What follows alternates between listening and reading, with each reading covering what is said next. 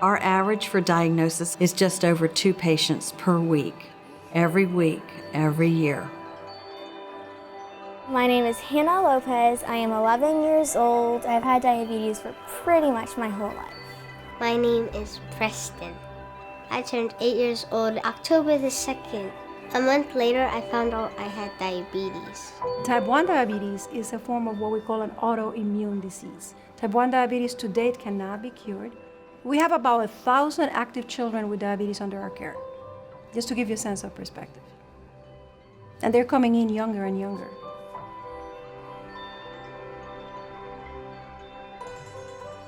When children are diagnosed with type 1 diabetes, it's a very tumultuous time in a family's life. I can tell you, having taken care of these youngsters for so long, they always remember the day they were diagnosed.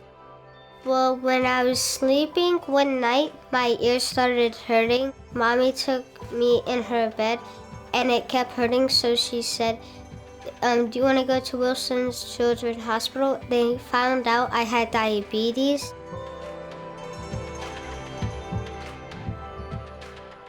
Our educational process is called survival skills education. Our job is to help these families learn what they need to be able to be discharged and go back to their normal lives at home as quickly as possible, but still as safely as possible. A hamburger meat, very good. You win. That does not have any carbohydrates.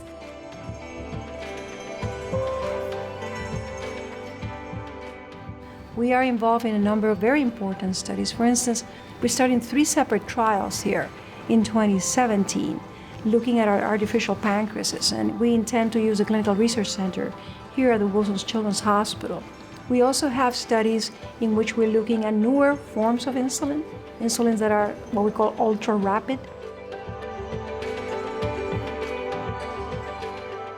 TrialNet is designed really to identify people at very high risk. It mainly looks at first and second degree relatives of somebody who we know has type 1, and trying to identify if they're at high risk themselves, and if they are, see if we can put them into any other research studies that are designed to prevent or prolong the development of type 1. To me, the support for the educational arm of our division and support for research is indispensable.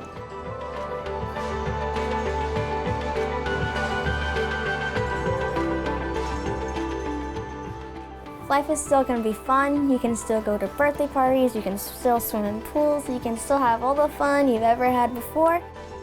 It is very rewarding to get to know everything there is to be known about those families, their ups and downs, their high moments and their low moments.